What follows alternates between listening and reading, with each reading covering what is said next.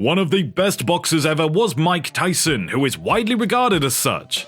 He was a powerful heavyweight who was specialized in knockouts and was a world champion. He did, however, have a dark side outside of the arena. His life has been plagued by controversies continually. Tyson has dealt with everything from drugs, prisons, unrestrained sex, rape, and fights. To know the shocking truth about Mike Tyson's youth, just continue watching this video on our channel Athletic Primestars.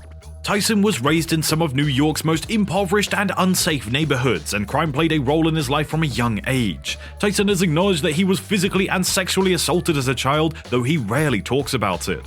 Tyson struggled with a drug and sex addiction throughout his career. The boxer even admitted to using cocaine prior to his match with Danny Williams in July of 2004. Tyson's other main vices were sex, and because of his wealth and access to particular locations, it was far too simple for him to fulfill his addiction. When Mike Tyson was found guilty of raping Desiree Washington, then 18 years old, he was given a 6-year prison term and he had to pay a $30,000 fine. Tyson was granted early release after serving 3.5 years in prison for good behavior. Even though the boxer spent time behind bars, he claimed that he was still engaging in the same amount of sex as when he was free. Mike Tyson, who owns a grow farm in California where the drug is legal, has acknowledged spending a significant amount of money on marijuana. The full name of Mike Tyson is Michael Gerald Tyson, better known by his ring name Iron Mike. He was born on June 30th of 1966 in Brooklyn, New York. At a young age, Tyson joined several street gangs, and in 1978 he was sent to a reform school in upstate New York. Bobby Stewart, a social worker at the reform school and a fan of boxing, saw him a potential boxer and introduced him to legendary trainer Cus D'Amato, who ended up becoming his legal guardian. Tyson achieved a 24-3 record while still an amateur before going pro in 1985. Tyson learned the peekaboo boxing technique from D'Amato, which involved holding his hands close to his cheeks and constantly bobbing his head while in the ring. Tyson, who stood at 5 feet 11 inches, 1.8 meters, and weighed roughly 218 pounds or 99 kilograms, didn't have the stocky build of a traditional heavyweight fighter, but his unexpected speed and aggression in the ring proved too much for most of his rivals. With a knockout of Trevor Berbick in the second round of November 22nd of 1986, he became the World Boxing Council's heavyweight champion and the sport's youngest ever champion.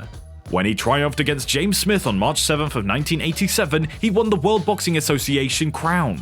The three sanctioning bodies, the WBC, the WBA, and International Boxing Federation, or IBF, unanimously declared Tyson the champion following his victory over Tony Tucker on August 1st of 1987.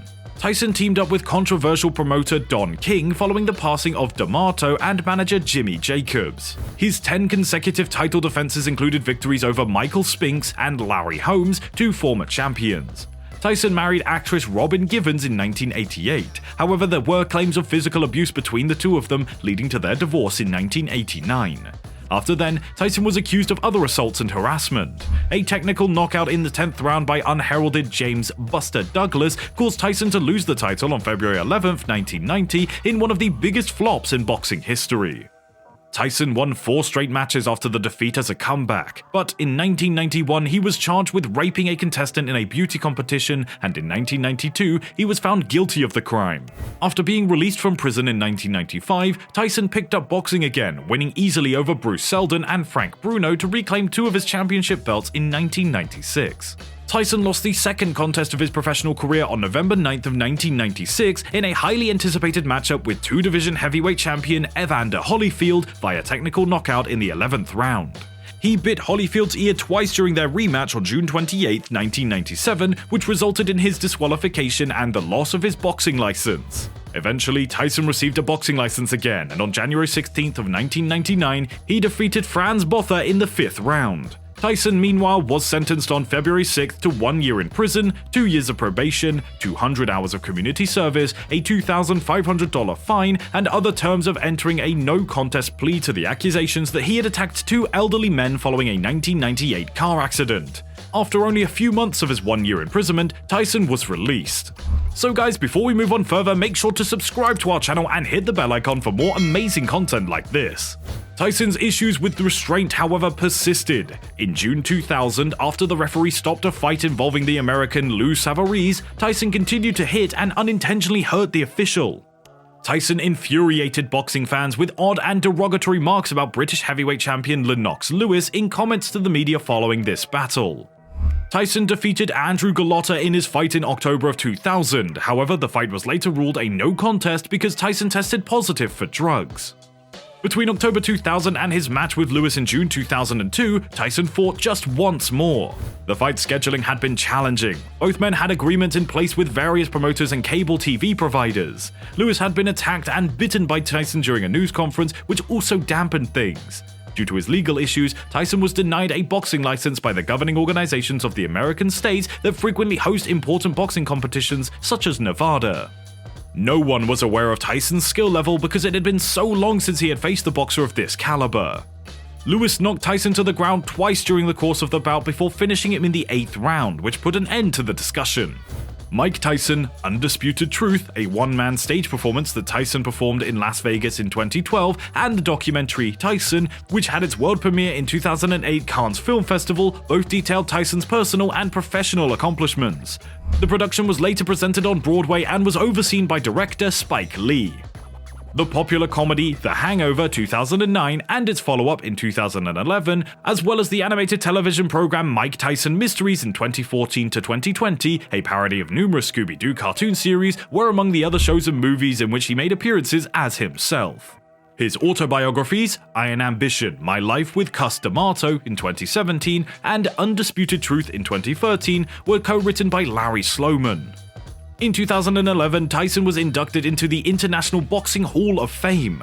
Tyson entered some of the biggest fights high on narcotics and went to great lengths to avoid testing positives for the illicit drugs. The apparent origins of Tyson's frequent indulgences in these vices may have also been seen by the fact that he first tried cocaine at the age of 11 and was introduced to alcohol as a baby.